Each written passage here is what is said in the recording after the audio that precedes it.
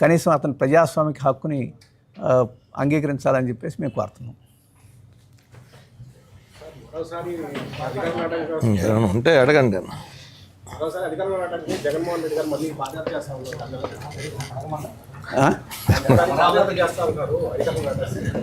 జగన్మోహన్ రెడ్డి అమరావతిని కూడా పీపీపీ పద్ధతిలో డెవలప్ చేయడానికి ఆసక్తి వ్యక్తీకరణ కేంద్రానికి ఆహ్వానించారు.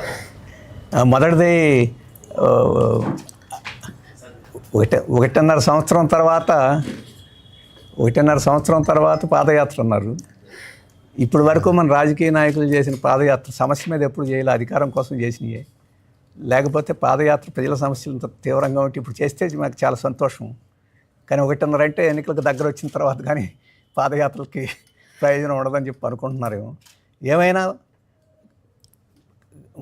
శరీరాన్ని కష్టపెట్టి ప్రజల కోసం ముందుకు వచ్చిన వాళ్ళు ఎవరు చేసినా, చంద్రబాబు చేశాడు, లోకేష్ చేశాడు, వాళ్ళందరికన్నా ముందు మేము చేసాము. కాబట్టి అది ఆరోగ్యానికి మంచిదే, ప్రజలకు కూడా మంచిది, దాంట్లో ఏం అభ్యంతరం లేదు. కానీ ఎన్నికల్లో ఓట్ల కోసం చేస్తేనే మాకు అభ్యంతరం. ఇప్పుడున్న పాదయాత్రలన్నీ ఓట్ల పాదయాత్రలాగా ఉంది తప్ప సమస్యల పాదయాత్రలాగా అనిపించడం లేదు. ఇక రాజధానిలో కూడా పీపీపీ అంటే ఒకసారి పీపీ వచ్చినప్పుడు బీపీ వచ్చినప్పుడు జబ్బెట్టవస్తుందో పీపీ అనేది వస్తే రాజధానే కాదు ఎక్కడైనా జరుగుద్ది. కానీ ఒకటి మాత్రం జరగకపోవచ్చు, వాళ్ళ చంద్రబాబు గారి పని, లోకేష్ గారి పని పీపీపీకి ఇవ్వకపోవచ్చు. అది తప్ప మిగతాయన్ని పీపీపీకి ఇస్తారు. రాజధాని కూడా పబ్లిక్ ప్రైవేట్ పార్ట్నర్షిప్ అనేది ప్రైవేటైజేషన్ కన్నా చాలా ఘోరమైంది. ఎందుకంటే ప్రభుత్వ సొమ్ముతోటి ప్రైవేట్ వారికి సుఖం కలిగించడం ఇది పీపీపీ అంటే.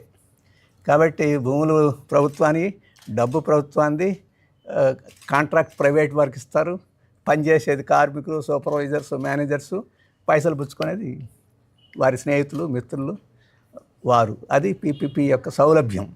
అటువంటి సౌలభ్యం ఉంటేనే అన్ని వైపులకి వాటాలు పుచ్చుకునేదానికి సులభంగా ఉంటుంది. పీపీపీ విషయంలోనే మాజీ ముఖ్యమంత్రి జగన్మోహన్ రెడ్డి మొన్న కామెంట్ చేశారు సార్, ప్రభుత్వ ఆస్తులు పీపీపీకి ఇవ్వడం బదులు ముఖ్యమంత్రి పీఠాన్ని కూడా పీపీపీ విధానం ఇస్తే బాగుంటుంది అనేది ఆయన ప్రపోజల్ పెట్టారు. అది నిజమే. ఆయన ముందు ఇచ్చి ఉంటే చంద్రబాబు నాయుడు ఇప్పుడు ఇచ్చి ఉండేవాడు. పీపీపీ మోడల్ ఆయనే కాదు, అంతకుముందు చంద్రబాబు నాయుడు పెట్టాడు, తర్వాత రాజశేఖర రెడ్డి పెట్టాడు, తర్వాత జగన్మోహన్ రెడ్డి పెట్టాడు, ఇప్పుడు చంద్రబాబు కొనసాగిస్తున్నాడు. దాంట్లో వారి మధ్య ఏమి వ్యత్యాసం ఏం లేదు. ఒకవేళ అదే కొలబద్ద పెడితే వాళ్ళు ఎవరూ ముఖ్యమంత్రిగా అర్హులేం కాదు.